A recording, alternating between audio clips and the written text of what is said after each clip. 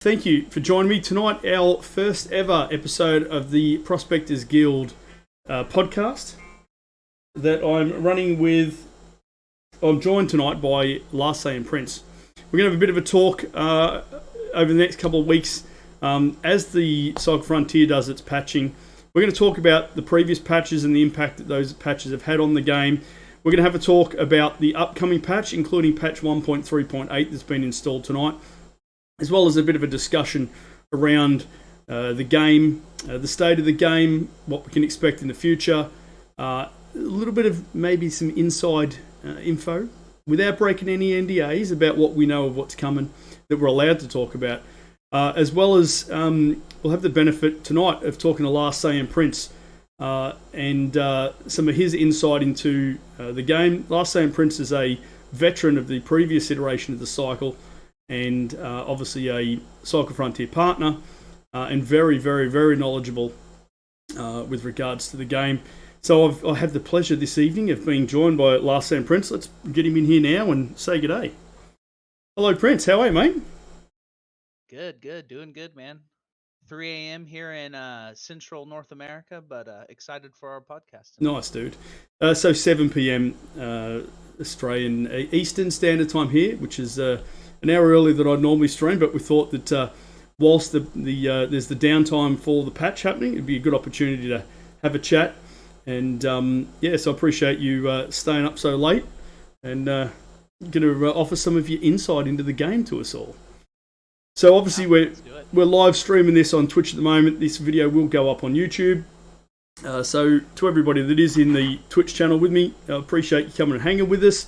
Obviously, while I'm talking to Prince, not going to be overly active in interacting with the chat. But if you're enjoying what we're doing here and you want to come back and see some more, remember, you can hit that follow button. You'll also notice LastSaiyanPrince has got a YouTube channel there and his channel on Twitch as well. You'll see that in the little ticker on his webcam. So, Prince, excited for patch 1.3.8? Yeah, for sure, man. I've got it pulled up here in front of me, so cool. Well, we want to start with the previous one? Yeah, we're going to get through, have a look at what changes they made in 1.3.5, and then we will move on to have a look at what we've got coming in 1.3.8. So numbers sound a little bit odd. They did do a 1.3.6 little hot fix on the weekend. So apparently, talking to Feralis, he did say that was more a bit of a back-end thing. And we've sort of skipped 1.3.7 because, again, that was a bit of a back-end patch. So as far as the public-facing patches, we've gone from 1.3.5, which was last week, and then right now they're installing the 1.3.8 patch. So let's bring this up and have a bit of a talk about 1.3.5. So, going through the changes they made last time, what I'll do, I'll sort of bring up some of the changes and then get Prince's comments. Prince, actually, before we kick that off, just give me a brief overview of your involvement with the game, your history, and how you got to be a Cycle Frontier partner, and just a brief overview, just so everybody can get a bit of an understanding of your knowledge and history in the game. For sure. I started playing the old game in about 2020, the previous version of the cycle. I played it pretty casually for a year, and then I joined in on the Prospectors tournaments that they had towards the end of the game. I played the old game to max Battle Pass in the final season, and then I've been a tester of the new game since closed Alpha 1. I was one of the original focus test group members after closed Alpha 1, and I have been heavily testing the game, both internally for the devs and during the closed alphas and closed betas with the rest of you guys. And speaking of the devs, you've obviously got a really good relationship with the devs, lots of direct contact with them, which obviously helps with your understanding of where the game's at, and obviously I'm sure very helpful to the devs to understand some of that stuff. I know in particular around the weapon stuff, you guys really should check out LastSaiyanPrince's weapon videos on YouTube. He goes into a lot of detail, and I think we're going to have the luxury of some of that detail in the coming weeks. You got some plans for us there, Prince? Yeah, for sure. I have for about a year been talking to both the main gun developer along with many of the other devs, all the way up into the executive producers. I've had face-to-face conversations with quite a few times. I was blessed enough to interview some of the developers before release, and I'll be interviewing some more developers here soon. And yeah, I love the guns. I love the gun balance. I love the armor balance. Whether it's in a good state or in a bad state, I quite enjoy breaking down everything into probably a little bit too much detail for a volunteer, but it's what I enjoy doing. Obsessed is probably the word that comes to mind. All right. Maybe just a little bit. Cool. Well, to get us started, speaking of weapons, the weapons change that happened in patch 1.3.5, SMGs had a reduction of horizontal recoil, and the ADS movement speed reduction from a minus 30% to a minus 25%. You want to give us some comments on your thoughts on the impact of that patch? Yeah, go for it. The main change from that particular patch is gonna be taking the scrapper from bottom tier weapon to back to a mid tier weapon. It was extremely powerful in both closed beta 1 and 2, and they nerfed it quite a bit with its recoil pattern. It's in a pretty good state. It's a pretty strong weapon now. The PDW also is a little bit more usable. I like the change. I think they overdid the SMG nerf when they added increased recoil plus fall off range plus -1 damage. I feel like it was kind of too much. So to see them back off those a little bit, uh, overall the SMGs are in a better spot. I still think they need some more work. We'll have to see after this next patch if maybe they get a little bit more love. Yep. And Flechette and Brute, any comments on that at this point? Have you used them much at the moment? The Brood is quite a bit better. It has much less vertical changes. There's much less left and right changing. It's now basically a question mark with just one direction change in it, where before it had like 3. At the end of CB2, after all of the CB patches, it was super difficult to use. It made the gun, while still powerful in theory, not very powerful in use because it was so difficult to use. It's much better. And the Flechette, I think, is still shit at the moment. The Flechette still needs some love. Yep. I think later on when we get to the discussion about the 1.3.8 stuff, I think some of those other guns are going to come up in some of that discussion as well. So, yeah, look, obviously, Season 1, everything's still a work in progress. Look, I think we're lucky to have the game to be able to play as much as we want, despite the fact that it still needs a little bit of work in some areas, and we'll touch on a bit of that tonight. But yeah, overall, look, I think hopefully the player base realises that it is a work in progress, and will stick with it, and understands that it's going to take time to find that sweet spot with the balancing of weapons and armour and so on as well. So, yep, we'll see. All right, well that's one big thing. Yep. One big thing that I do like that they're doing is that they're making changes, very small changes. While it is frustrating to know we need more and have to wait, I think that them slowly changing things is going to end us in a much better spot instead of making massive changes and having the meta switch every week or two. So while I do have some negativity that we will hear tonight, overall, I think it's headed in the right direction. Maybe not as fast as I would like, and some of it's pretty obvious. I think that we will get to that point, but overall, I agree with you. I think it's going in the right direction, and here shortly we should be sitting pretty sweet. Yeah, some of the things I think I love about your input and our discussions has been, you're passionate about the game, but by the same token, there's some honesty in your responses, and you're supportive of what the devs are doing, but you'll also call things out for what they are. I know a little while ago you talked about some of those small incremental changes, and whilst you understand the logic about not wanting to overdo those changes, you did talk about I know the math that you did on some of those were you were concerned that there was almost a negligible or an incremental change that was hardly going to be noticeable under most circumstances.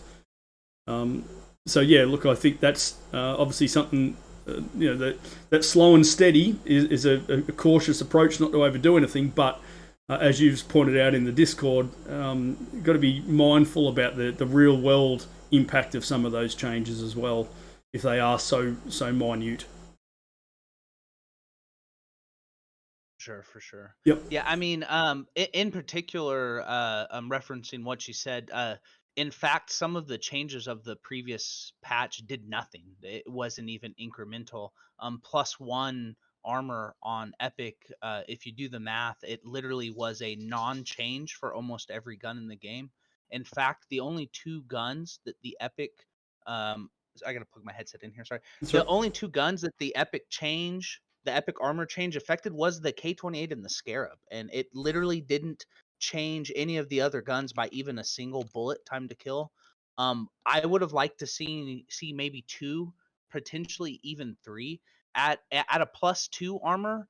Only the majority of the guns get +1 bullet time to kill. Some of them still don't even have a single bullet more to kill with +2. +3 would give us every single gun would take 1 more bullet to kill, which is extremely short when we have guns with a 110 millisecond refire rate. It's less than human perception by a good amount, especially an old gamer dad like me in my mid 30s. It's not. It's beyond negligible. It's nothing. However, it's moving in the right direction. Even if the change does nothing, the devs see that they're at least moving in that direction. So that's why, while it wasn't a meaningful change in function, it was a meaningful change in their intent, which was good to see. Yeah. Because I think a large amount of the community wants to see the Epic and exotic armor take a step up and be a little bit better against guns. Yeah, and I think again, when you look at where we're going with some of that stuff in 1.3.8 and some of Daze's comments, which we'll touch on, there's certainly a bit of an emphasis on trying to add some value to those epic and higher tier armors and stuff as well. All right, well, let's move on to the next gun change we saw in 1.3.5, which was the B9 trench gun. Reduced base damage from 80 to 64, which is a significant hit there. 10 damage per pellet down to 8 damage per pellet. If you can give us your thoughts on the B9 trench gun and the impact that recent change had. For this change, I actually don't like this change. I would have preferred. You've got your chat overlay going. Yeah, I'm just fixing it. Cheers, man. I would have preferred a damage fall off change instead of a core damage change. I feel like very close range, the shotguns were in a good spot. The issue with the shotguns was they were doing damage out past their effective range, what you would expect from a shotgun. I would have preferred to see the fall off range shortened from 10 to 30 meters to maybe like 5 to 15, 5 to 20, something like that. I don't know the exact sweet number. However, the gun needed a nerf. It needed something. 64 down from 80 is a huge change, and you definitely feel it using the gun. It's no longer that scary when a guy with a B9 is chasing you down. So it is an effective nerf, even though I don't like the method that they nerfed it. Yep. Because it still can do damage beyond range that I feel like it should. It's a little bit more randomness now and a little bit less skill. I would prefer the skill gap remain the same while the damage output lowers, which you do that by lowering fall off range, not by increasing spread and lowering base damage. But definitely a nerf that was needed. Yeah, I think everybody agrees there. I don't think anyone's.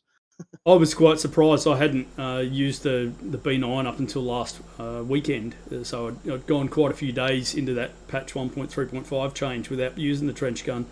And yeah, I certainly noticed it as well. I had slugs on as well, the ammo converter for the slugs, and yeah, geez, it was horrible trying to take out elite striders with it. It was really difficult. So yeah, definitely. Obviously, that B9 trench gun was turning into a bit of a meta weapon, and certainly Yeah, it was insane. It was not as much anymore, that's for sure. All right, let's move on to the PKR Maelstrom, which had reduced recoil and increased spread. The hipfire spread from 3.5 to 5. The ADS spread from 3 to 4.5. The spread increased speed from 0.5 to 0.65, and it reduced the camera shaking intensity. What's your thoughts on the change to the Maelstrom? Again, I'm not a big fan of this change, mostly because it increases the usefulness of slug PKR, which was already really strong. With reduced recoil and reduced camera shake, you now have an even better DMR with slugs on the PKR. It also feels extremely inconsistent at 10 meters in fights. You'll get like a single pellet hit a headshot, and you feel like you did a bunch of damage, and in fact, you did like 8. So again, I'm not a huge fan of this particular change in the gun. I feel like it went the wrong way in both directions, in terms of slugs being now stronger and the shotgun in general being weaker. So not a huge fan of the PKR change. All right, so watch this space, see if we get another pass on that in the near future. Obviously, just while we're having that discussion, we will be looking for some input from the viewers. There's a link in the chat for Twitch for anyone that wants to join the Prospectors Guild Discord, where obviously there's a place there to ask some questions for they're coming up into the next podcast, which we'll probably end up doing next week if they patch again.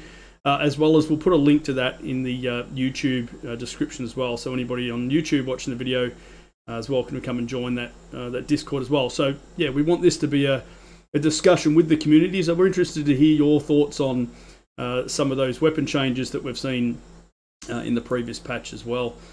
Let's move on to the Bulldog, Prince. What's increased refire time from 0.5 seconds to 0.6 seconds and an increased spread.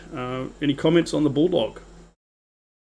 I didn't notice a change in it. It still felt extremely strong when I use it. I still died to it instantly plenty of times. My inclination is they're going to continue to nerf that gun. And in fact, I think we've got a nerf for it included in today's patch, I believe. I think there is actually. Yep, we'll get to that. We'll further in the podcast. We'll look into that one.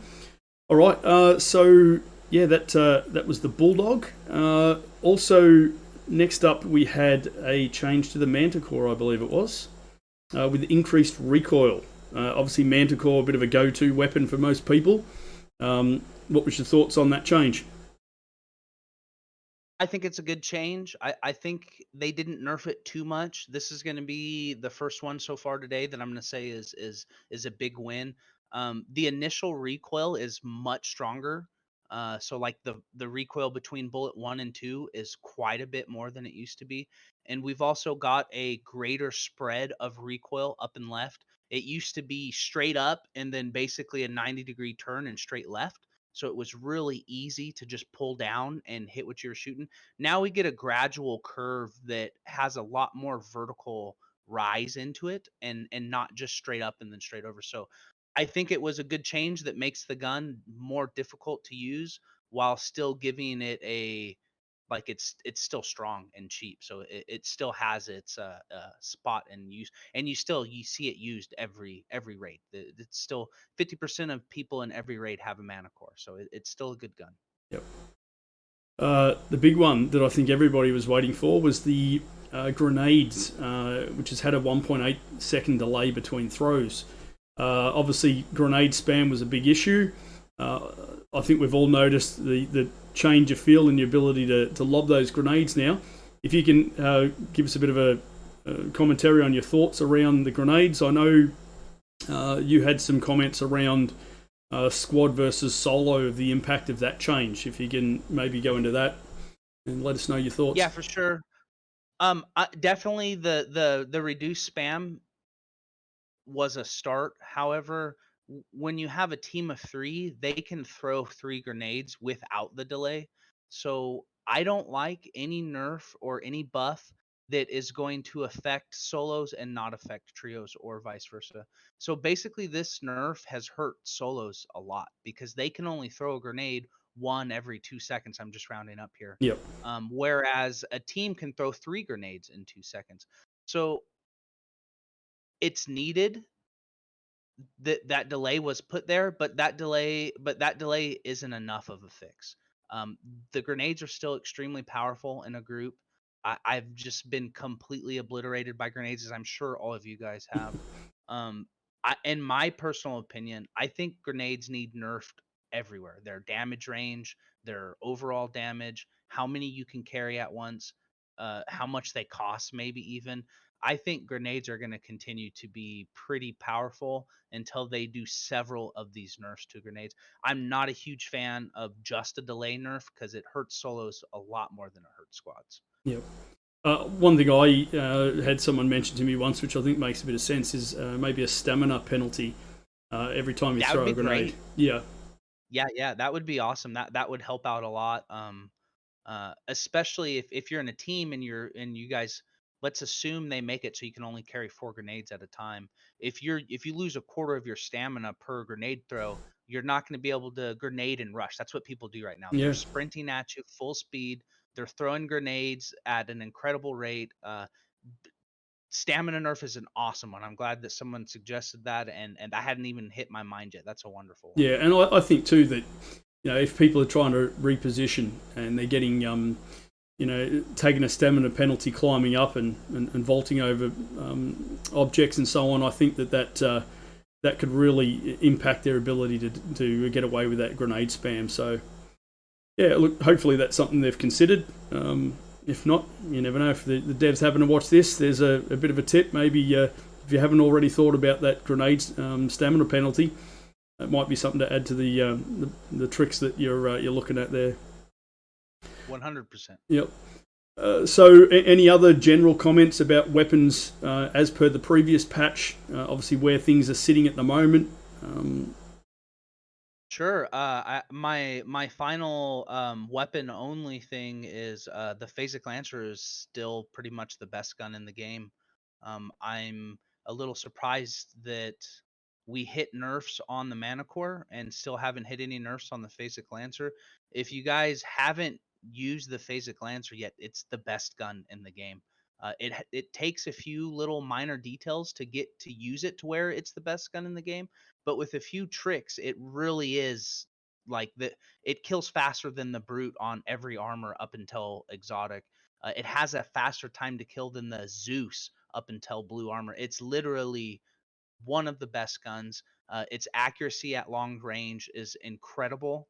If you just put a minor delay in the refire rate, penetration is good. DPS is, if you shoot it at full speed, it has a .488 time to kill, which is the fastest gun out there. So just as well, it's a burst rifle. Yeah. And when it comes to a burst rifle, when you miss a shot, you're missing all 3 shots. So it's not forgiving. But for those skilled players, I'm not one of them. I'm not claiming to be the Shrouds, but for the very high skilled ceiling players, that gun is insane. It's amazing. So I imagine with the next upcoming buffs and nerfs, the Phasic Lancer is going to be the next thing to go, because everything else is slowly sliding into a place of a really good position, really good spots. Yeah, and Daze covers that too in his comments that we'll talk about shortly. All right, let's move on to the power progression changes. So epic weapons had increased penetration from 26 to 27. Exotic weapons increased penetration from 28 to 29. Legendary weapons had increased penetration from 31 to 32. Comments on those before we move on to the armor? All very needed. I think the guns were underperforming against low level armor. It's like a touchy subject, you know, where we end up in the final, and it's going to be subjective. Everybody's going to want something different. But using the brute and just having to lay into a guy with white armor seems really far off from where we were in CB2. So something I've learned from Jaeger is they like to do things at 0 miles an hour, and then they like to do things at 100 miles an hour, and then they like to go in the middle and start making moves in the right direction. And that's kind of where we're at. CB1, CB2 was 100. We had it all full speed, and release was kind of everything toned down, and they're moving back towards full speed from the center, but slowly. Um, Very much needed, no doubt. Advocate, Brute, Flechetti felt terrible against white gear. I mean, you have the white gear guys putting up a pretty good fight, and you're hitting a lot of shots. It just doesn't feel great. I remember that. Funny you mentioned that 0 to 100 comment. I remember when I first got involved in the FTG. One of the first tests we did, the creatures were just insane. Oh yeah, There was just way too many of them. They chase you down forever. They were just bullet sponges. That was amazing. And I remember you saying to me at the time, what they tend to do is they test at 0 and they test at 100, and then they find somewhere in between that keeps people happy. And certainly, I've noticed that in my time playing the beaters and involved in the focus test group, which is what the FTG means for anyone that's not familiar. Definitely have seen some of those extremes. In actual fact, I think having played with the creatures at an extreme, I sort of think they probably are a little bit probably need to, in my opinion, I'd like to see the creatures in some areas, especially in places like Comms Tower and so on, be a little bit more populated and a little bit more aggressive.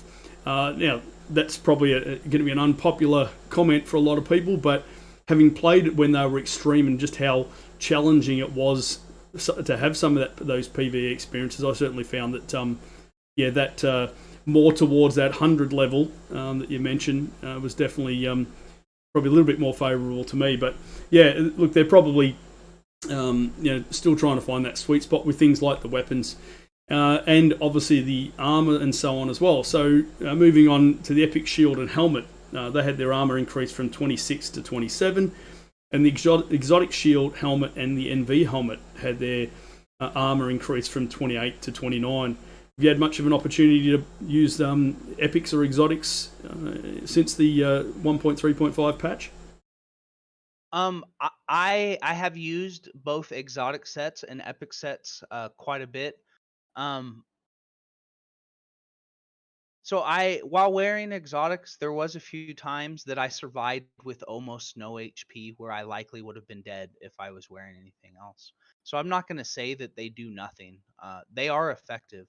And if you're doing a laser drill and you got 32 clots in your pocket, you want every bullet of protection you can get. If you only have 2 extra bullets of protection, you want that extra 2 bullets of protection. Um, and myself, with that extra 2 bullets of protection, survived twice in one raid where I was literally 1 HP. If I had any tier of lower armor, I would have been dead. And I survived that raid full exotics with the core because I had exotics. If I would have came in with blues, I would have been dead. However, so without getting too crazy into it, the issue with the armor that I feel like is the main thing is that the curve of the difficulty to achieve the armor doesn't match the curve of how useful it is. So I think a lot of people agree that the armor in CB1 was like the sweet spot. A lot of people look back at CB1 and they're like, that's when the gun balance was good. And what we had going on in CB1 is we had a linear scale of improvement with armor that was similar to the achievement scale, how hard it was to get the armor. So they were very similar. And then we went into CB2 where we had armor that was extremely easy to get, but was very useful. So the problem with that is that people are running into the armor all the time because everyone has it and it's extremely good. It's very good and it's very easy to get. So as long as those curves don't match each other, we're going to get somewhere on the chart where it doesn't feel good. Now we're slowly moving from what do they call it? Logarithmic curve, and they're slowly getting the usage or the achievement scale to match. And in fact, we're going to talk about that a little bit about today's patches, where they in fact have worked on that.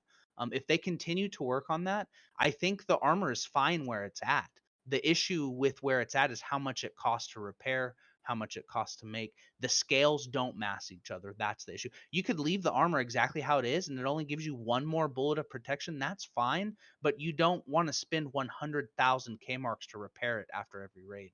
Yep. Or blow 3 smart mesh, which you could do a laser drill with, and make 200k, or you can wear an armor that you spend 100k to craft. You lose 200k because you didn't do the drill, and then the first raid you use it, you spend another 100k fixing it. So if they reduce all of that requirement to achieve and requirement to repair to make that curve similar to the effectiveness of the armor, I think we'd be in a wonderful spot. Personally, I would like to see stratification of the armor becoming more useful. Epic give you 2 or 3 more bullets, and exotic give you even more, but you should never see exotic because it's extremely hard to get. If you have extremely useful armor in every lobby, people are going to hate it. If you die every once in a while, rarely to exotic armor, you're going to be like, wow, that guy's a Chad. He really put in time. He had that awesome armor, so they're kind of working that way. I don't know exactly where they want to end. And that's one of those things that's subjective. Everyone's going to kind of have a different opinion. But we are moving the scales closer together, which is something I personally have been.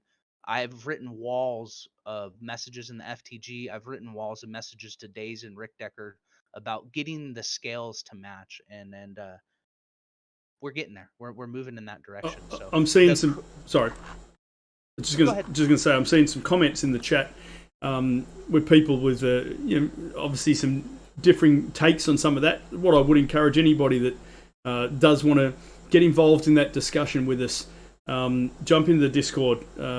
Links in the chat on Twitch, and we'll also put in the description on YouTube.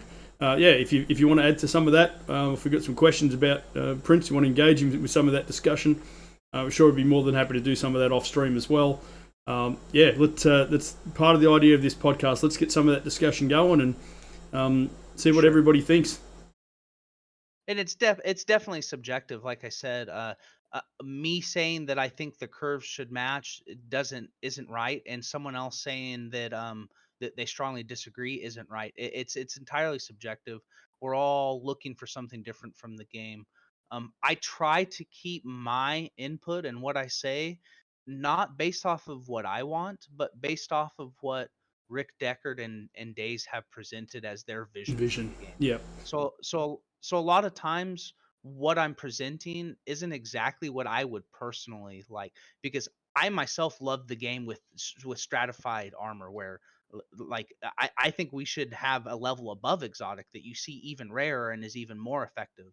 And just like I think that scale could go forever. Like you could literally have God mode as long as there's only one person on the server with it. But again, that's my personal opinion, and it's not something that I would expect everyone else to agree with. So instead of chasing that route, I try and keep my input more focused on what Rick Deckard has been telling me for a year, what he wants in the games. Yep.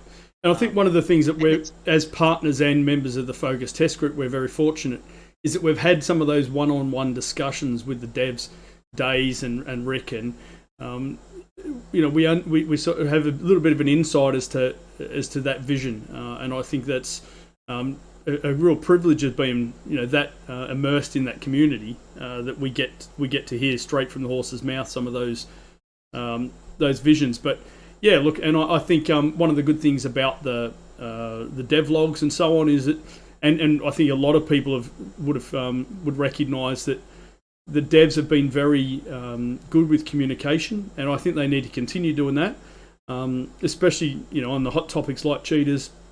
But I think if they continue to tell the community what that vision looks like and how they're moving towards trying to find the right balance to achieve that vision, I think hopefully that will provide some patience and some goodwill for the community to give the devs some time to get to that point. So, anything further you want to mention about the current state on the weapons and armor? Obviously, we're going to talk shortly about some of the recipes changes that are coming up in patch 1.3.8. Any final comments on any of that stuff? Yeah. I'll spit out one mathematical statement here on what the actual change of armor did, so that we're not talking about subjective things here. And I'll talk just about the mana core because everybody loves the mana core. So the mana core previous to the patch we're talking about right now did 9.79 damage per bullet to 26 armor shield, so to an epic shield, which is 11 bullets to kill. If we change that armor up +1, which they did, it changes the damage to 9.58 per bullet, which is still 11 bullets to kill. So we don't shoot partial bullets. We only shoot 10 bullets or 11 bullets or 12 bullets. So that particular change for the mana core did nothing. If we raise the armor one more up to 28, we get 9.37 per shot, which is still 11 bullets to kill. So even in fact, a +2 with the mana core does no change to that gun. So like I said, I'm glad the direction we're going. We're just not quite to a change that I think is meaningful yet. Hopefully we will get there soon. And that same pattern follows throughout all the guns. Obviously, I'm not going to sit here and spit numbers out for every gun, but that same pattern at +1, no gun change. At +2, about half the guns change. At +3, every gun gets the 1 bullet increase in time to kill. And yeah, I think that pretty much covers 1.3.5, I think. Well, there's the movement as well we're going to get to, so which is where we're at now. So okay, yeah. The movement and climbing change that happened in 1.3.5, I was a big fan of. I'll just quickly go through some of them, and then we'll just have a general chat about that. So the maximum walkable floor angle changed from 45 to 50 degrees. The maximum step height from 45 to 50. The climbing cooldown was reduced from 1 second to half a second. And the maximum wall distance from the player was increased from 90 to 100. So that was the movement changes, which I felt were really good. I certainly noticed instantly vaulting was really good. I think that one of the things that I love about games like Apex is that mobility, the movement of your player. I think I'd love to see a bit more Apex-like with the slides and some of that sort of stuff come into the Cycle Frontier. But certainly the ability to get into some of those higher spots quickly and find some routes up. We can vault into certain areas. I think anything they do to improve that is great.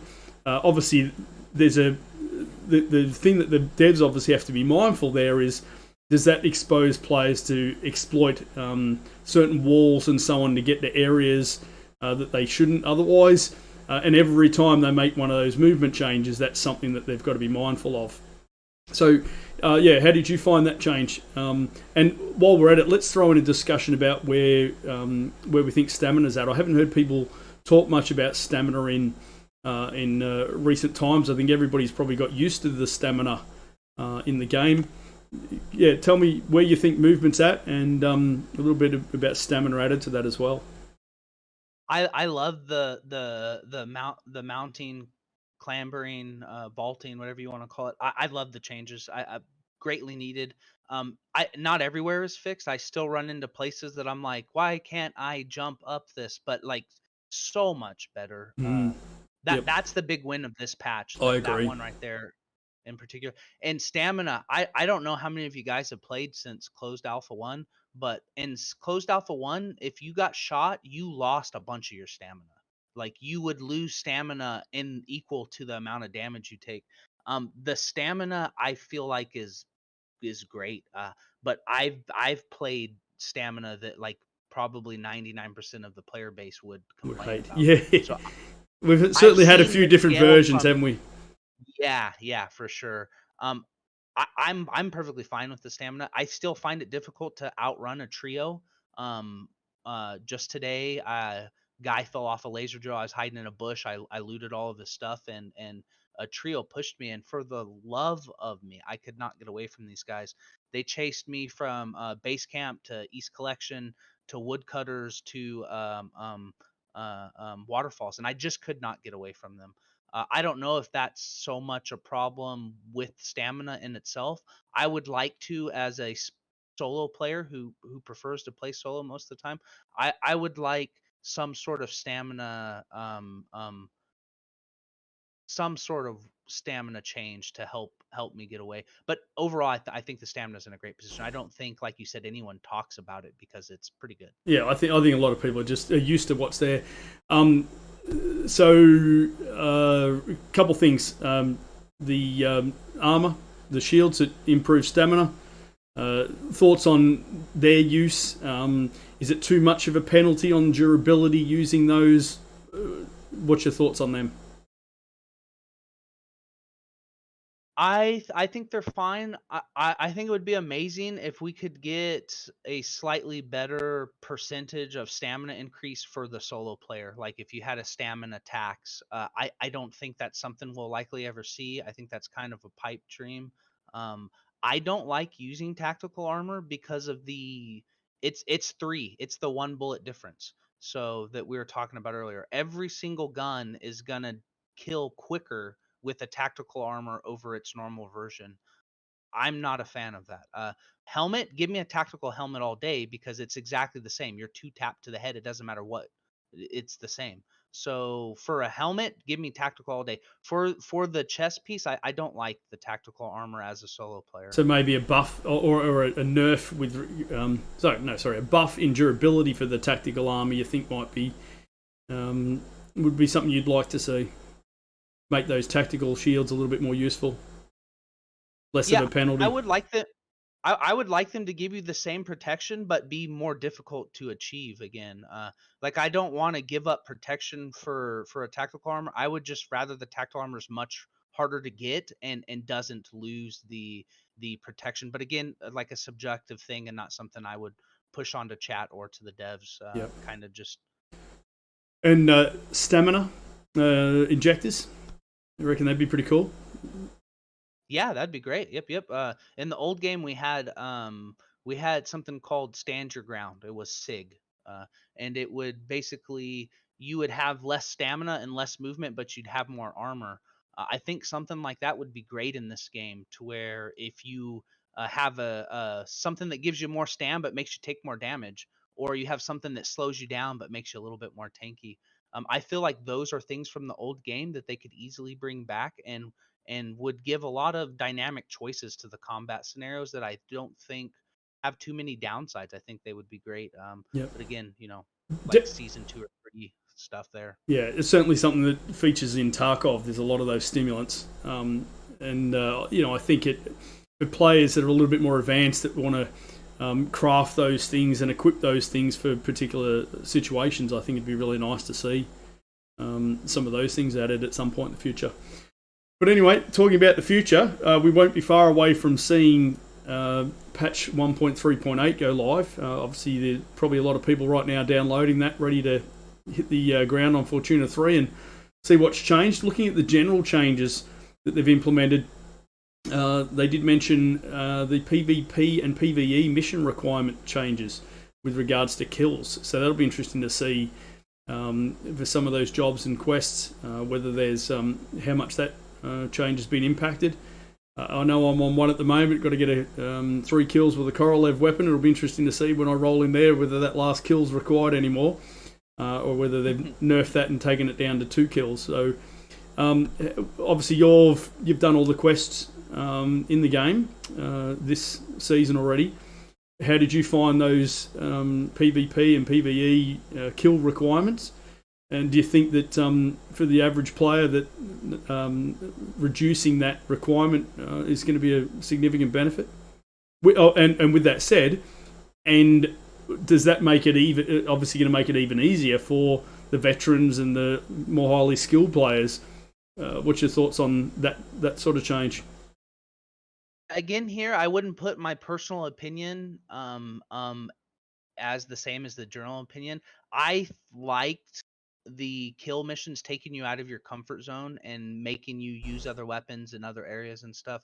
I personally would like more of them, not less of them. But again, I would consider myself not the general public there. So in terms of the general public, I think it's a wonderful change. I think the majority of players are frustrated by those and likely would maybe like to see more missions with less requirements. I think that's kind of good for the general public.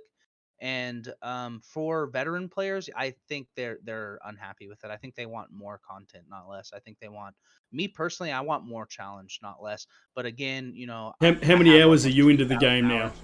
How many? 2,000. I'm a little over 2,000 hours right now. So, I wouldn't dare put my opinion on that versus other people. And we got guys like Kinky FTW who had the game completed in like 3 days. And for gamers like that, they obviously don't like less of a challenge. So again, I think it's a good move for the game and for the general public. You can't make everyone happy, so. Yeah, and look, I can immediately see people saying kill creatures at Starport was a nightmare. Yeah. I think lots of people would complain about that. And look, like all things, I think a bit of a balance. They'll need to assess that, see how long people are stuck on some of those. And look, obviously, one thing we'll probably talk about a little later on is adding some of those. In future seasons, are we going to see more jobs and quests, additional content? So, as some additional content's added, maybe there's room for some of those more early mid game sort of ones to be significantly lower, and then once you start hitting some of those later game quests, continue to have them more and more difficult to slow down that progression for certain late game players. Yeah, so, stretch it out a little bit. Yep. All right, moving on. This one we sort of touched on before, and makes the use of those epic shields a little bit better. When the epic shield crafting recipes is reduced with a smart mesh and hardened bone plates, each will only require 2 now, as opposed to 3 of those items previously. Yeah, again, we touched earlier about making the curves similar, getting the usefulness of the armor curve to be closer to the requirement to acquire and maintain. So this would lessen the requirement curve down and make it look more similar to the logarithmic curve of the effectiveness of the armor. So I'm all for this one. Yeah. I think they need to add cost to repair into this. I think they need to lessen the cost to repair by like half. And cost in K marks to like I think it's 109,000 K marks to make exotic, and then you literally spend 100K repairing it. If we get that drastically reduced, I think the armor is going to be in a really good place. People aren't going to feel bad about using it. They can make it, they can use it. It doesn't help much, but they've got it, so they're going to use it, and I think that's where we're going to end up at. And obviously, the problem with cheaters, which everybody knows about at this point, makes people less likely to want to take out an epic shield, knowing that they're more likely to lose it. So, as that hopefully gets resolved, or the issue with cheaters lessens, hopefully we will see a bit more of that epic armor out there on Fortuna. All right, moving on. Another one which you sort of briefly touched on, which I think is going to be good to see more of the laser drills coming down on those lithium veins, because the smart mesh recipe requirement has been reduced from 4 down to 2. That's a significant reduction there. Yeah, that's a huge reduction. Seeing more in-match activities, IMAs, laser drills. The devs call them IMAs, so that's what I'll likely call them. But seeing more IMAs while you're in the match is great. I don't see any reason not to do it. Sure, the Giga Chads are just going to become richer, but why do we care if they have 9 million or 15 million? It doesn't affect us more. It's an exciting event. It's a fun event. I'm excited to see it more often, and likely to have lower tier people doing it. Like pretty much everybody. You split the requirement by half. You're going to see it a lot more often, including lower tiered people doing it, newer people doing it, all that good stuff. So huge. Love this one. This one. Yeah, I agree. And look, I think one thing that I'm really enjoying now is going out under Fortuna 3 and seeing more of the laser drills, seeing more of the oil pumps and so on. I think anything that's going to... and I know early on Daze made a comment that he wants people to be able to drop onto the planet with some uncertainty of what that's going to happen. What's going to happen? They may have an objective in mind, going to Waterfall Labs to pick up some sample containers, but along the way they see the drill come down, or a meteor shower, or something else happens, and they deviate from their original objectives. I think that uncertainty, as soon as you hit the dirt, things can change. I think is the more of that sort of stuff we get, the better.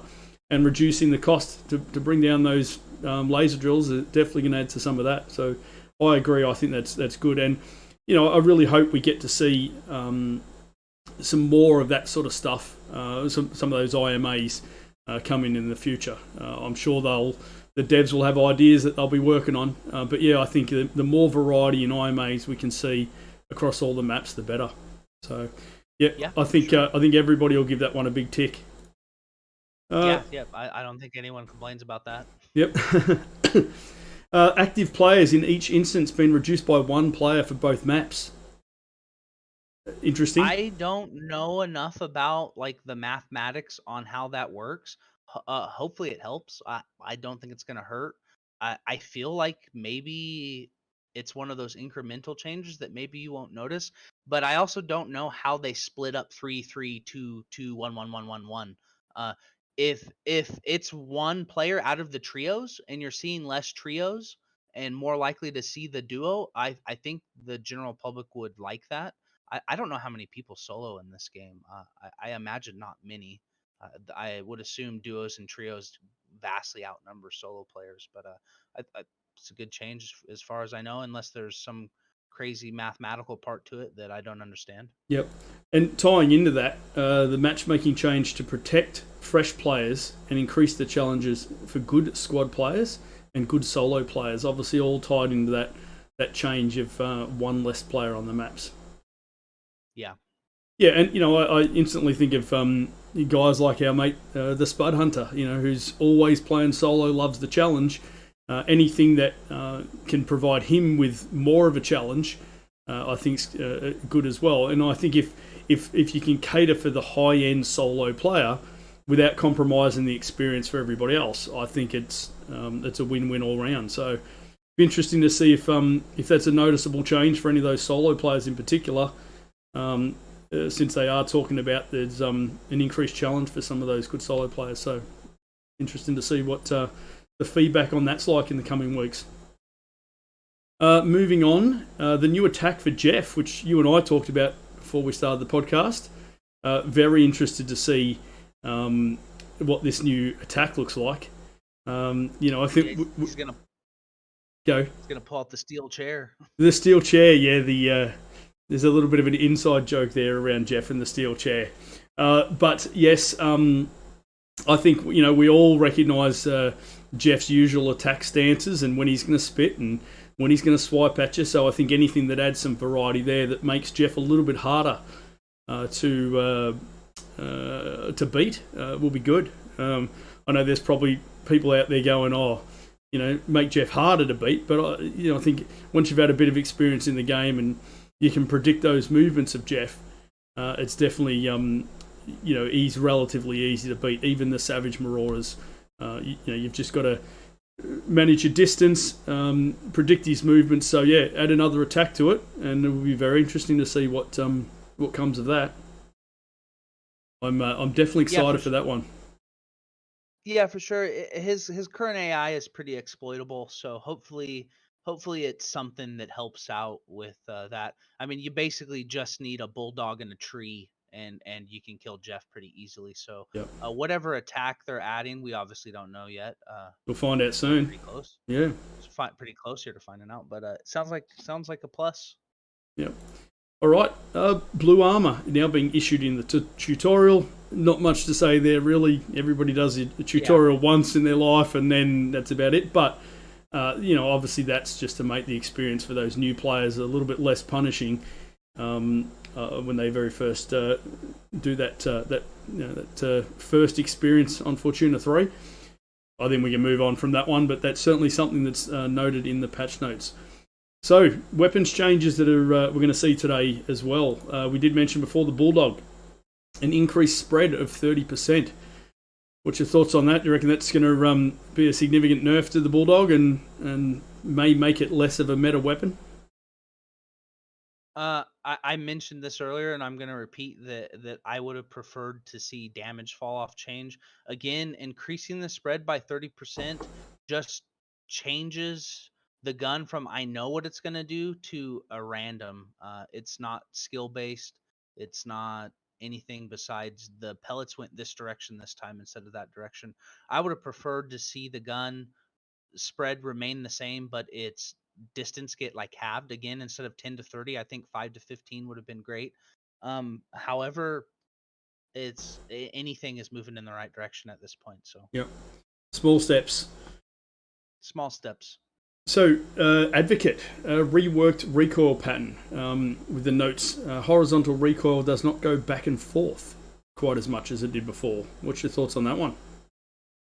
Yeah, so we had the Crooked Seven, is what I like to call it. Both the AR-55 and the Advocate, as of yesterday, had very similar recoil patterns, which is up for 10 shots, right for 7 shots, left for the rest of the shots. Um, the Advocate being a precision weapon, it's supposed to be a high-end precision weapon. I think linear recoil is going to make it feel much better for the average player. I think it's going to when you only have to pull the mouse in one direction, it's just a lot easier. You don't get that. I thought it was going left, so I moved my mouse left, so now my recoil is increased instead of decreased, which made the gun feel bad for supposed to be a low damage, high precision weapon. It just wasn't very precision. So, great change. I'm excited to check that one out and to see exactly what the recoil pattern actually is. All right. Well, we're keen to check in on you on the next podcast we do to see what your thoughts are on the Advocate and that change. Certainly sounds like it's headed in the right direction. Call 47, reduced recoil pattern. It does not go back and forth. Again, this is a very high-end, very expensive weapon that feels shitty to use. So I'm hoping this is going to make it feel good to use. Granted, the core slaps cheeks. I mean, that gun is insane. But like, you can even see the very high-skilled players use it, and you'll see that they struggle to use it at medium range, where the gun's supposed to be highly effective. I think it's 30 meter to 60 meters on the fall-off range. I should know that off the top of my head, but I don't. I believe its effective range is 30 to 60 meters, and it just doesn't feel good using it at 60 meters. It doesn't feel good. So another change that I think is going to be good for it. Yeah, at 210,000 K marks, you definitely want it to be feeling like a gun, a high-end gun, that's for sure. So, all right, interesting. I use it, and I literally miss so many shots that I'm like, I would have rather bring an AR-55. I know most people use the Manicore. I've been using the AR-55 since CA1. The recoil hasn't changed on it since Season 1. I'm sorry, since CA1. So I love that gun. That's my favorite budget gun. I literally use the Core 47 on a laser drill, and I'm like, I probably would have killed that guy if I had an AR-55 because I missed so many damn shots that I would not have missed with the other weapons. So hopefully that helps that gun out. You wouldn't want to be next, you wouldn't want to say that after spending 210,000 on it. ASP Flechette, reduced horizontal recoil, vertical recoil is slightly increased for the second half of the magazine. Yeah, and I said earlier that I think the Flechette is shit tier. Before its recent buffs, it was honestly one of the worst guns in the game. It's slowly moved up to like barely better than the Scarab. So hopefully this change helps a lot because again, the gun feels like shit to use. It just and in CB1, everybody remembers the Flechette from CB1, right? That gun was insane. Everybody loved that gun in CB1 because it was a fucking laser beam. And again, they went from 100 to 0 on that gun, and it's been 0 for a long time. And they moved it up to 5. So hopefully this moves it closer to 50 because it's terrible gun for its price. The worst gun for price in the game. There's 54,000 it's worth. Yep. All right. Speaking of SMGs, I know we talked about all the SMGs earlier, and as expected, the Voltaic Brute gets some changes in this current patch. Reduced horizontal recoil, vertical recoil is slightly increased for the second half of the magazine as well. Yeah, the Brute was a big old question mark, which is not an easy recoil pattern. It's better than a big triple Z, but a big question mark is still a pretty difficult recoil pattern for anybody who, excuse me, is not a professional gamer. Spent a lot of time with it in aim labs. So I think again that this is one of those baby steps in the right direction, and I'll be super excited. I'm gonna have charts and stuff for next time so we can see some actual physical changes. We can not just talk about it, we can also visualize it. So I'm excited to get all that done and see where it's at. Yep. And look, I think we're really lucky to have Prince, as you can tell from the discussion tonight, very, very, very knowledgeable, and all the finer details of all the weapons. And yeah, I look forward to being able to get some of those charts up so we can actually have a look at the real changes that you've identified as a result of this patch. So yeah, good things to come, I think, with regards to analysing some of those weapons in the future podcast as well. So moving on, next up, we have some of the bug fixes that are coming in the current patch. It's been installed as we speak, 1.3.8. The Crusher Cavern exit exploit has been fixed. Sort of mid last week, I started to see some people climbing up some rocks, dropping down into the exit area in the cavern, obviously completely, mucking up that whole experience for anybody that is doing that cavern. Sasuji, I spoke to him during the week, who's the main map designer, just to check in with him to see whether that was going to be patched, and he did tell me that 1.3.8 that was going to be resolved, and certainly we're expecting to see that change. So no more going and getting into that final loot room in the Crusher Cavern by climbing up the rocks and jumping through the holes. So that's good to see. Really pleased to see that that's happening.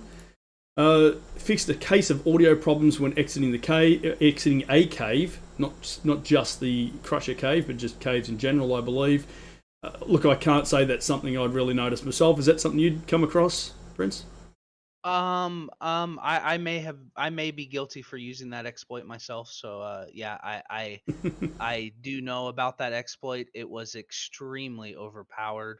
I won't go over the other places that it can happen at. Hopefully they all get patched here shortly. I think they will all be patched right now. I don't know for sure. So, we'll check in. Make sure we check in on that next podcast and see how that's looking.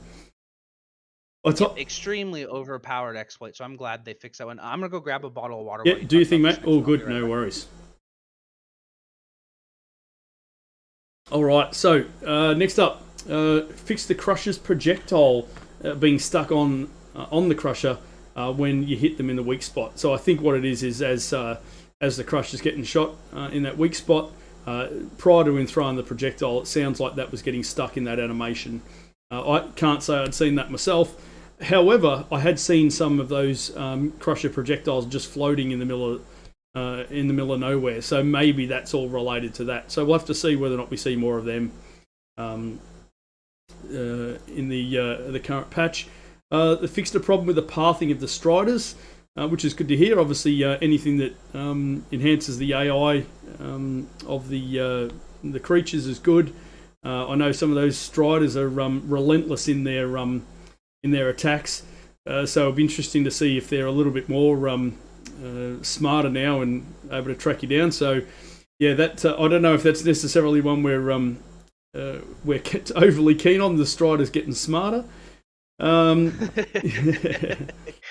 Yeah, it sounds like they made the AI a little more dangerous this time, so super excited to check all that out. I did. I seen the Twitch chat someone saying shame on you for your using that little cave exploit with the audio. I told you he was honest, chat. He's definitely honest, but no, I know Prince would be keen to see that get patched up as well. So a fix in the issue when skipping the tech tree upgrades. I haven't experienced that myself, but obviously a little bit of a quality of life sort of experience there. Hopefully that causes a bit less frustration for people that are working on some of those tech tree upgrades and skipping through some of those. Fixed an issue with the sound disappearing, which I have heard a little bit of discussion about that. I'm not sure if that's at all related to the exiting a cave, but I know there was a bit. I know there was a bit of discussion about that, but that's certainly mentioned in the bug fixes in the patch as well. The improved server performance and server crashing issues. Obviously, I think some of that stuff was actually implemented in the 1.3.6 that rolled out as a hotfix on Saturday. Look, anything that's going to improve performance and reduce server crashing, I think is a great thing. We've been getting improvements there with every patch, so I'm sure many people appreciate the time and effort they put into that. Yep. Yeah, certainly. I think if you think about what the pre-season felt like with regards to server dropouts to where it is now, honestly, I can't remember when I last had a problem with a crashing out of an instance. So I think that certainly made some inroads on there in the last couple of weeks. And one of the big things that we're all watching closely, they've tightened the internal anti-cheat measures. So, look, I think everybody would agree they just can't do enough on with stuff to do with anti-cheat. But we'll have a real brief discussion about anti-cheat when we finish off the patch 1.3.8 notes. So moving on to the final section of the patch stuff, some comments from Daze that I think are sort of in line with what we were talking about before. Daze obviously being the creative director of the game. So late game gear increasingly being used is what they've observed, which is good. Obviously, we want to see some of that that better gear out there being used for its purpose. Putting aside all the discussion around losing that to cheaters, I think obviously it's nice to see a bit of a spread of some of that epic and exotic armor making its way onto the map. We've talked about that tonight, so really nice to see that things that we've identified as important, Daze is actually coming back and saying that this is what they're seeing inside the data they're looking at for the game, which I think is really good. Equally so, the better gun and armor is more likely to win a fight, as you would expect it to. The comment he made by quite a bit, and I remember the word significant was mentioned in there as well. As you would expect, if you're going to grind that stuff out and it's harder to get that gear, you'd want it to be worthwhile. We talked about the cost of materials like the smart mesh to craft some of that stuff. So I think really good to see that some of those sorts of things they've identified in data that they're more likely to win the fight. Equally, though, as important is that the grey gear still has a chance to win the fight when better skills coming into play in those engagements as well, which I think is really good. You know, skilled players, regardless of what they're wearing, need to feel that skill is being recognised by the game. So yeah, that's nice to see some observations there from Daze. The weapons tuning is focusing on recoil for late game guns and epic armor crafts, encouraging players to utilise these. Exactly the sort of things we've talked about tonight, making sure that there's some value in some of those higher tier guns, and the players are incentivised by using them because of the effectiveness of them, but also not being too punished by the recoil of those. Again, all around the value of those items in the game. So I think that's all really positive to hear Daze talking about that sort of stuff. Any comments on that, Prince? All sounds like good stuff. So Yep. That's what we want to hear more from. That our thoughts of what we're looking for aligned with what the data's showing the devs. So that's all good. A couple of brief discussions with regards to the state of the game. Cheaters.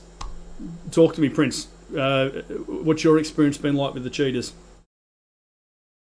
Well, I knew it was going to be a problem. We won't go back to CA1 with me knowing it's a problem, but from the end of CB2, I knew this was going to be a problem. I purposely have kept my MMR very low. I basically don't loot anything unless I need it. I rarely go and do jungle runs.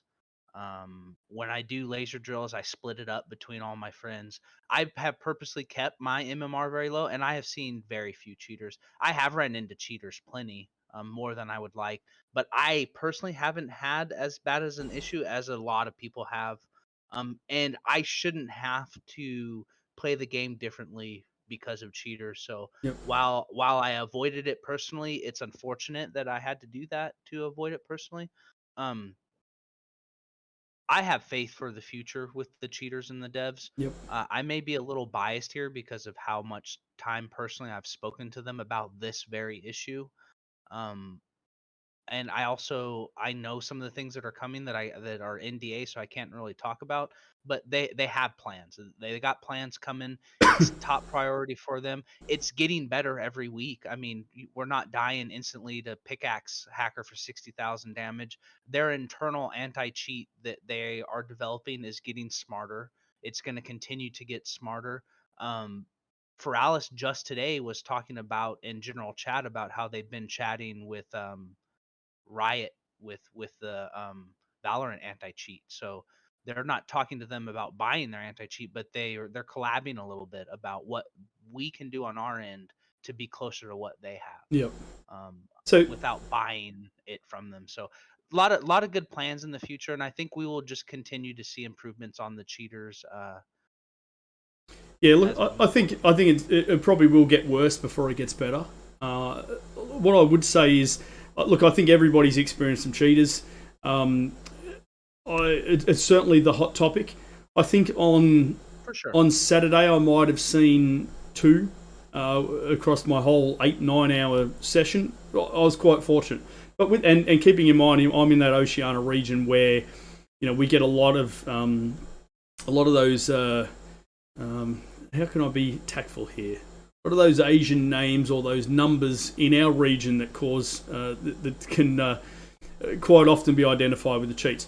What I would say is, I think I'm probably like you. My MMR wouldn't be that high. I'm not a super competitive PvP player. I love the questing. I love taking new players that are trying to learn the game out onto to get some of their quests done. So I think for that reason, I'm probably not experiencing like a lot of other higher ranked players would be. With that said, though, I have been running along at a lot of Crescent Falls, so I think it certainly makes a difference as to what that MMR rating is like and the experience you're experiencing. We mentioned Spuddy before. We might as well throw him into the discussion. Spuddy's been quite vocal in some of the Discord channels. Has have some other guys like Kinky that we mentioned earlier. So some of those real highly ranked players are certainly seeing a lot more of the cheaters than what guys like myself are, and probably your average sort of player. So I think we've got to be mindful that whilst everybody recognises it's certainly an issue, I think we need to find some balance in those experiences that people that are seeing. Although I might have only seen them twice on Saturday, I want them out of the game as much as anybody. But I think it's important to not have the louder voices in the community and what they're saying reflect the experience that everybody's experiencing. By the same token, guys like me that aren't seeing them very often, you've got to find that balance there and look at across the board. It is a problem, but it's probably not necessarily the problem that it is for everybody, like it is for people like Spud Hunter that have spent hours and hours on the game, extremely talented with his skill, high MMR, and so on. I think it's important to recognise that it's still an enjoyable game. Yes, it can be frustrating coming across those cheaters, but fortunately, Jaeger's communicating about some of those challenges, what they're doing to try and address some of that. They're talking about their internal anti-cheat team. I know, being part of that partner group and the focus test group, there's a lot of discussion going on about all that sort of stuff outside of the publicly visible channels. It's certainly something they're taking serious. And what I keep saying to everybody, if it is something that's putting you off the game, and if you at a point where you can't play every you can't continue to put yourself through that punishment, step away, come back each season until so you can at least check in on how that progress of the cheaters is. I certainly wouldn't be writing the game off long term based on the current experience that you're having with cheaters. But look, Yeah, I mean, with that said, like it's 40 days into it. yeah. With that said, it's definitely a problem. They're well and truly working on it. I think we've got to give them time. And Prince and I have sort of had some discussions about this, behind closed doors on even pre-release. We were talking about this sort of stuff. And I think one of the things that we've got to be mindful of is the game with all its little bugs and its flaws and the lack of quality of life, things that need to be added, and the cheaters and so on. I personally would much rather have the ability to play this game as much as I like and put up with some of those things than have the game sit on the shelf for another 6 months and have some of those things ironed out before release. I think, personally, I'm happy with the fact that we're getting to play the game now, despite the fact that there's some of that frustration and some of those issues that clearly need a lot of attention still. Yeah, and they just increased the anti-cheat team, and previously their anti-cheat team internally they were engineers who had other jobs also. So perhaps they worked on the guns and they worked on the anti-cheat. Now Yeah. they have separated the teams and they have a dedicated team internally. They've added some more community managers, and the cheating does suck, and but the devs are pretty good about getting in there and banning those guys. And it sucks that they have to keep banning them, and they need to come up with plans beyond just banning people because they come right back. But I mean, they care. The CMs are in there with 1,000 messages a day, going through every single one, manually banning people. The internal anti-cheat is slowly getting better. So all we can hope for is improvements, Yeah. and they're trying. It's not like a lot of games where they're just ignoring it. Like they're trying. So I think it's important just to recognise as well that pre-launch, the last number we heard about the size of the dev team was 80 people. Now that the game has launched, now that they've had an opportunity to monetize it through microtransactions, through the Fortuna pass and so on, means that they can now invest in expanding that team, getting specialists on board, and as you say, getting people that are sole job is just to deal with cheats, sole job just to manage the community expectation around their experiences with cheaters and so on. So I think, having the game on the market where it is able to be monetized just brings forward the dev team's opportunity to deal with those sorts of things. So, look, it's a work in progress. Sure. I think everybody feels some pain in some fashion. My only suggestion right at this point in time is if the cheaters are causing you pain, step away, but keep an eye on what's going on. Dip your toes back in and see how that how Jaeger's dealing with those cheaters. And as I say, I think I'm confident the future's bright for the game. You have a look at COD and how COD really struggled with the cheaters for so long, and from my understanding continues to. So it's something that's going to always be a work in progress. Let's just watch this space and see what happens. Yeah, I wanna respond to a few chat messages really quick, and then I think we can move on to the next one. So first, Fly Like an Eagle TV says they need to hardware ban or IP ban them. They do. They've been hardware ID banning them and IP banning them since release started. It's not effective. They already hardware ID ban them since day one. Um, Next one, they still can't live ban players from Let's Play 1977. Yes, they do. They live ban players all the time. They may not be able to do it 24 hours a day.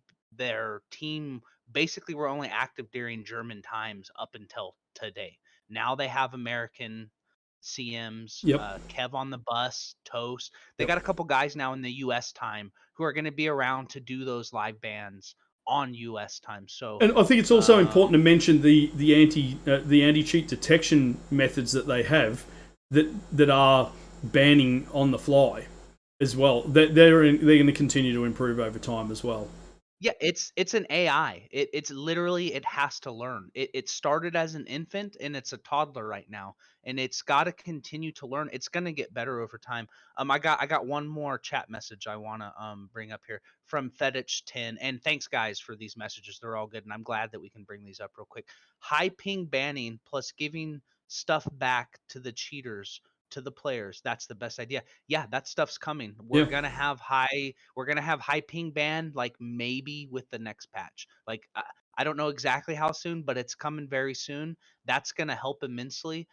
Also, they are working diligently on the cheater refund package. So we will be super excited to see that coming. And they've got some more big things that I can't say right now out loud that are really gonna help. And it's gonna take them some time to get there, and it's going to take some time before they start publicly announcing it. But when we get there, I am highly confident that it's going to help. I'm not saying it's going to stop. I think we're always going to have to deal with it. But if we have a strong community manager team who are doing live bans, if we have a strong auto ban for the guys who are flying and doing 60,000 damage, if we have IP bans for the guys using VPNs to play from whatever region to OCE or to Europeans, and we get our gear back, you it like I don't know what game company is doing that much for cheaters. I don't know.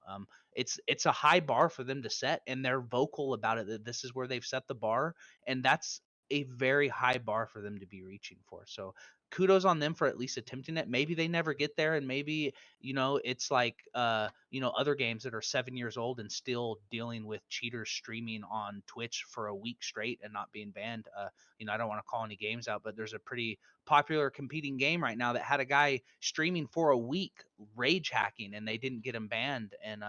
And the game's been that way for years. So hopefully the bar they've set gives them enough of a trajectory to improve. And Yeah, I and think that again, covers it's it well. it's early days. Better we have a game to enjoy in some capacity than no game. Look, I think we'll probably leave it there on the cheaters because we've been on that topic for a bit. It's a hot topic. I just think give it time, watch this space. Look, we're fortunate that we see some of that stuff from the inside. We know the serious nature in which they're tackling that cheaters topic. So let's check in on it next time we do the podcast, which may be as soon as this time next week, and just see what that experience looks like. But yeah, all I would say to everybody: don't abandon the game. Give it time. Give the devs an opportunity to work through some of that stuff, and let's just see how it goes. So a quick one: Battle Pass design, rewards, and progression timing. Now that you've had a bit of an opportunity, Prince, to play with the Fortuna Pass. What's your take on how easy it is to work your way through that? I would like to see another 50 levels added onto it. There's 50 days left in the season, and I'm maxed out on it. And my progression was slow because I did most of the stuff during preseason, so I Yeah. didn't get credit for it during the regular season. Yep. Like, I think I would have been done 2 weeks ago if I was able to get all my level 1 quarter battle passes and all my early mission. Like, I would have been done with it a long time ago. I think the progression is fine. I think it feels good. I just think it needs to keep going. Yep. And comments of the content within the Battle Pass? I love it. I love that the free version gives you equipment and weapons. I love that the paid version gives you cosmetics. I'm not particularly a fan of this season's cosmetics. I think we need a lot more and a lot better. Bit of variety in the Um, designs, you think, maybe?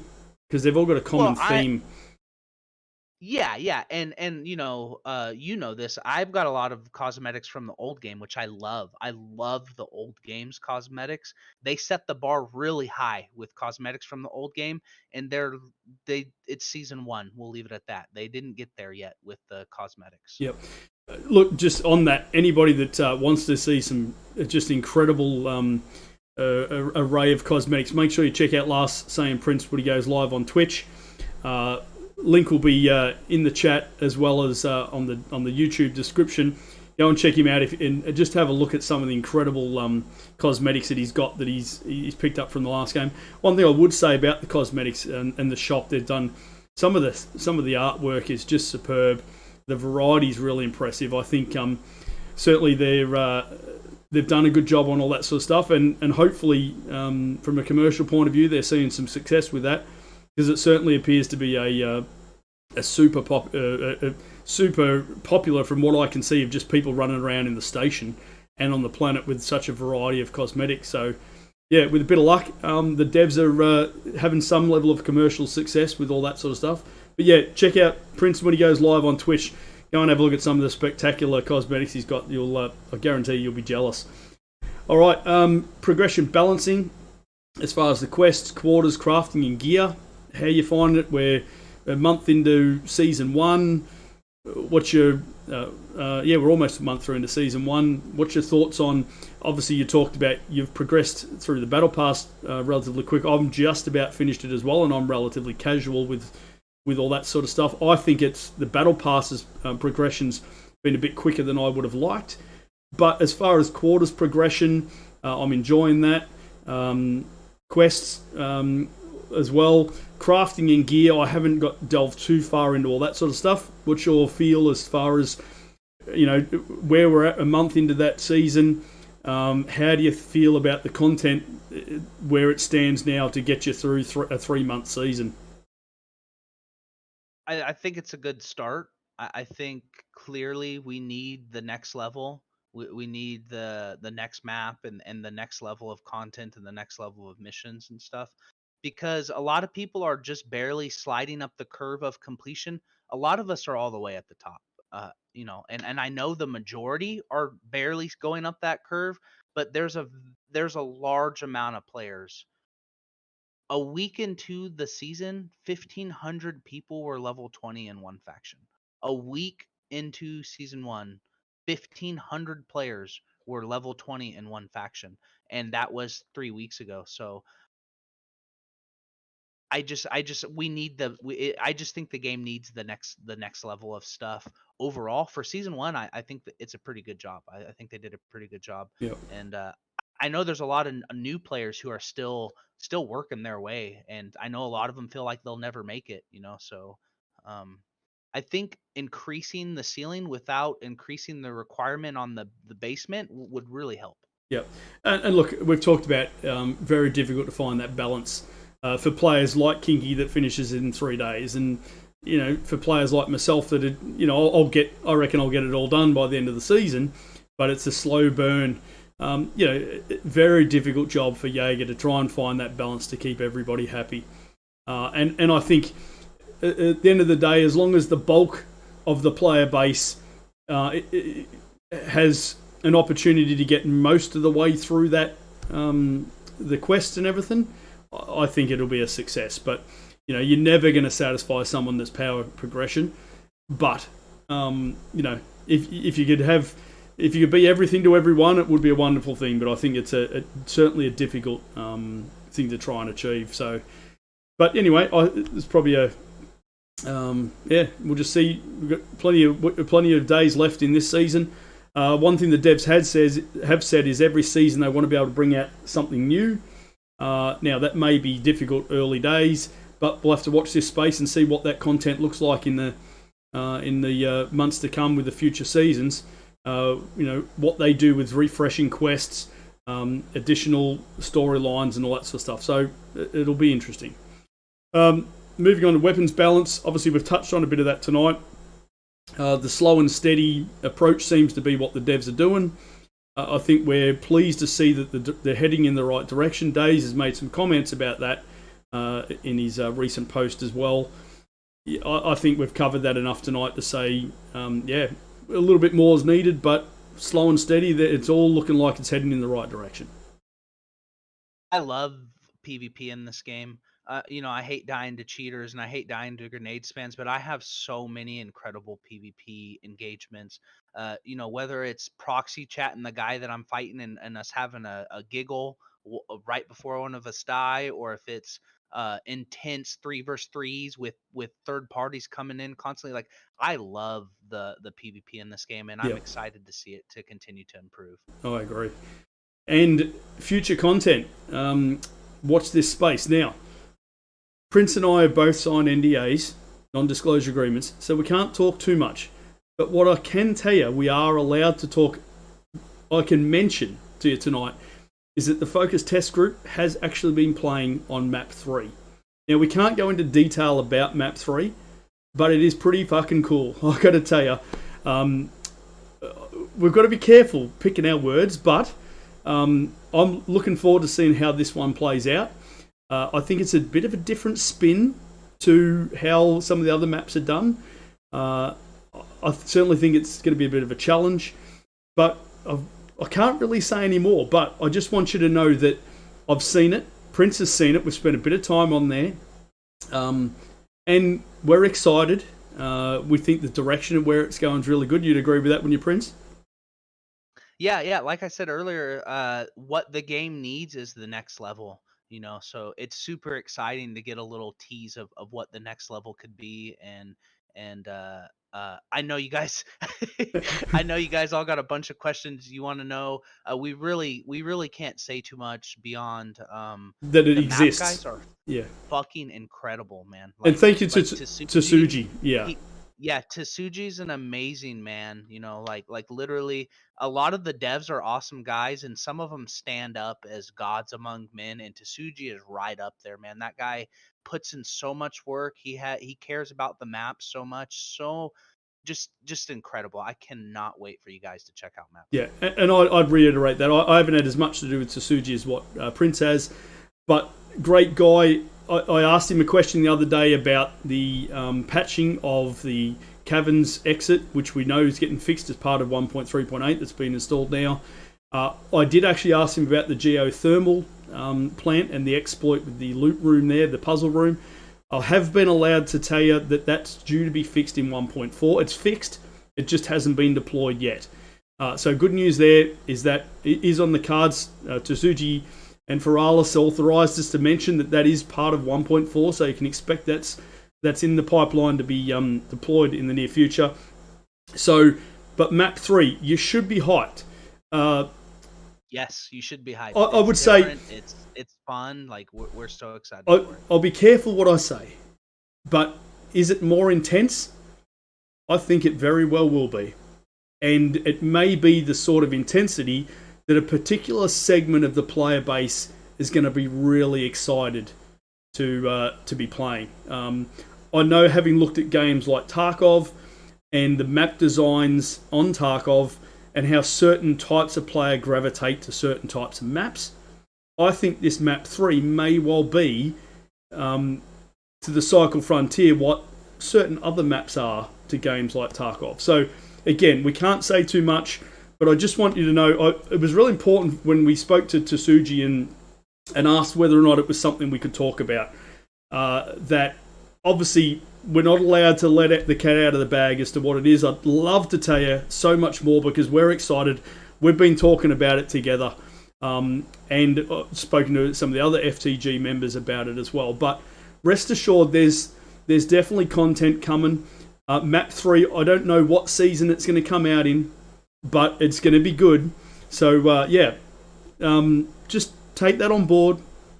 Sit there in the back of your mind. Start thinking about what that map might look like, because I tell you, when you get in there, you might go, wow, that's pretty sick, because that was certainly my first reaction. Lots of little things about it that I think you'll like. And as I say, I think it'll really cater to a particular segment of the player base. So that's all we can talk about with that one. Bright Sands and Crescent Falls really go hand in hand. So it's really awesome to see something else. You know what I mean? It's super exciting. Yeah. So what do we got next? That's Brian? That's it. We're done as far as our little chat there with regards to breaking down the patches and where the game's at with the state of the game. It sounds like the server's getting close to come up. I noticed in the Cycle Discord they haven't announced that yet, but I don't think we'll be too far away from actually getting out there to see the real changes that for patch 1.3.8 that we've been talking about tonight. So finally, big thanks to Prince. Hopefully you guys have enjoyed having Prince be present here in the channel tonight. And as part of this podcast, I'm really hoping we'll see Prince as a bit of a regular, as a bit of a co-host, the sort of the special comments man that he can enlighten us, especially in things like we talked about with the armor and the weapons balancing and so on. I think he's got so much to add for the community there. Make sure you go and check him out on Twitch. I've done a shout out for him in the Twitch channel. We'll make sure he's linked in the Discord description as well. Also, we've opened up a new the Prospectors Guild Discord. What we're hoping to do with that is create a little bit of an opportunity for new and veteran members of the community to get involved and join the Discord. In particular, if you're a veteran player and you want to act as a Sherpa, there's a couple of fancy things you can do to unlock some channels where you can Sherpa new players around the game. And we've also created a thing in there for mercenaries, for the veterans that want to be able to get involved and do things like drills and so on with other players. So if you're a new or old player of the Cycle Frontier, jump into the Discord for the Prospectors Guild podcast and little community Discord we're trying to build there. I think it'd be great to get people to pop some questions in for the next podcast. So our intention is to try and do this every time they release a patch for the game. If it's a midweek patch like it is today on the Wednesday. I appreciate that it's 4 o'clock in the morning for Prince and he's still here hanging with us. And hopefully we can do some more of that. We've been talking to a couple of the prominent members of the Cycle Frontier community Hopefully at some point we might be able to get some devs on. If we can get a bit of a momentum with this podcast, we might be able to convince some of the devs to come and have a chat to us. I want to have a talk to some of the Cycle Frontier affiliates to find out about their experience as part of that drops program. I think what the team at Jaeger is doing to help promote some of those affiliate streamers is absolutely magnificent, and it would be nice to hear from people about some of that sort of stuff. So get involved, jump in the Discord, come and hang out with us. The other thing I want to do is have an opportunity to showcase some clips where we can get maybe do like a bit of a competition each week of who had the best clip. So on the Discord, there's a submit a clip channel where you can post a link to your clips. I'll pick a few of those each week and bring some of those up on screen, and we'll look at doing a vote for the top clips each week. I've just hand-picked a couple of clips that we have a bit of a look at tonight as we wrap up. Apparently the patch is still undergoing maintenance, so we've got a little bit of time to have a look at some of those clips. There's only 4 of them that I picked out just as a bit of a sample as to what we could look at doing in the future. These ones are ones that I handpicked myself. Some of our members of our community come up with some crazy stuff, so good opportunity to have a bit of a look. So let me just pull some of them up, and then we might do a final wrap-up with Prince. And then by that time, we might have an opportunity to hit Fortuna ourselves. You're going to get some games in with me tonight, Prince? Hell yeah, dude. I'm down for a couple games. All right. You can watch how good of a player he is and how much of an average player I am. All right, let's check out some of these clips real quick. All right. Clip. This is... Oh my god! Get him? Oh my, yes! They're both dead. Nice one. Oh my god! Somebody fucking clipped that! Oh my fucking god, bro. Get the fuck out of my face!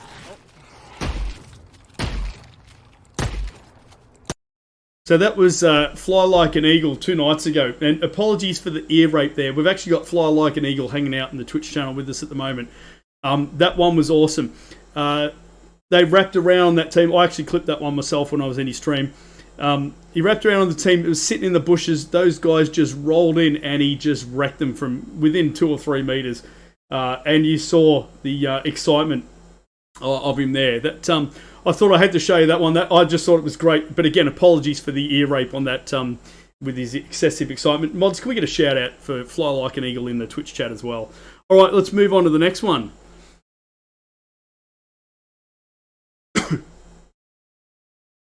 This is Merciless. Now, Merciless has got a rusty pistol here. Check this out.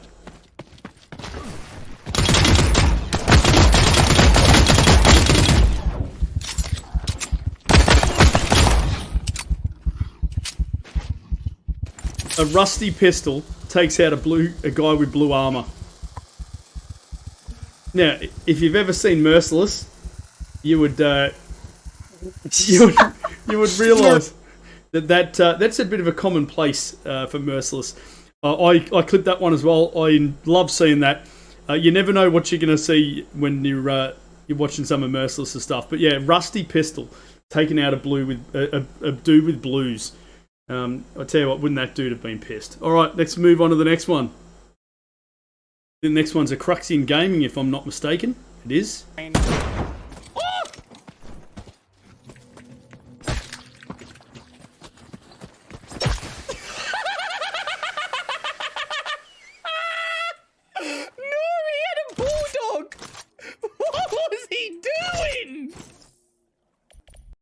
So, that one, I was hanging out in Crux's channel at the time. He was just wandering around through his swamp, and he heard the dude with the boldy take a shot. He had no idea the guy was there, and he was just in the right place at the right time with that knife. Got that first swipe in, and then the guy tried to leg it, and it wasn't enough. He just wrecked him. So, yeah, that was a good one there as well. So, moving on to the next one, I think we've got Battle Mick up next.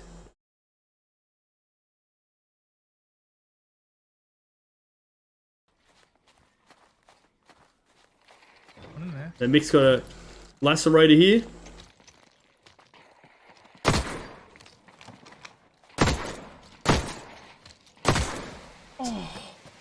Clean.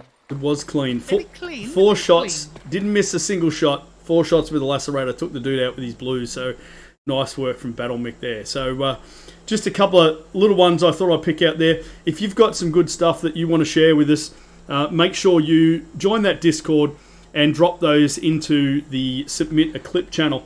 And we'll go through. We'll pick a couple of them and we'll bring them up to put them up on stream and feature them in the podcast next time we do one of these. So I really appreciate everybody that's been hanging with us. Look, I just see Dank making a mention. It won't let him submit a clip. I'll work on that. If there's any problems, we'll get that sorted. But we've just launched that Discord tonight, so we'll fix that up momentarily. But anyway, I think that's about it for the podcast section of our stream. We'll get this update installed. We'll head out onto Fortuna 3, and Prince and I will get some games in. Thanks everybody that's joined us. I hope you've had a good time hanging with us tonight. Lots to discuss. Went much longer than we thought it would, but hopefully I think we managed to squeeze a fair bit of discussion in there. I hope everybody has enjoyed that. Remember, if you are watching us on Twitch right now, hit the follow button if you want to come back and see some more of this. I stream Cycle Frontier on a Wednesday, Thursday, Friday and Saturday from 8 p.m. Australian Eastern Standard Time. Prince, what's your schedule at the moment? I'm still having internet issues, so I don't have a solidified schedule here until they get that fixed. But there you go. Anyway, hit up Prince for the follow as well. We'll get some shout-outs for him in the Twitch channel, as well as making sure his channel is linked in the description on the YouTube video. Prince, it's been a pleasure. Looking forward to doing some more of these with you. I'm sure everybody has enjoyed your contribution tonight, and look forward to doing some more of it. Yeah, for sure, man. I don't know if I'll be able to make every podcast, but I definitely look forward to joining you for more. And I just want to say out loud one more time that Maragan is hoping to do these with each patch that we get. So you guys should definitely make it a plan to show up for each one of these when you can, because I'm sure whether he has me or has one of the devs or has one of the other content creators, it should be a good time every time. So make sure you guys catch it. Thanks, mate. Appreciate it. All right, Prince, stick around. Let's get some games in. I'll wrap this up, and we'll see you out on Fortuna 3, my man.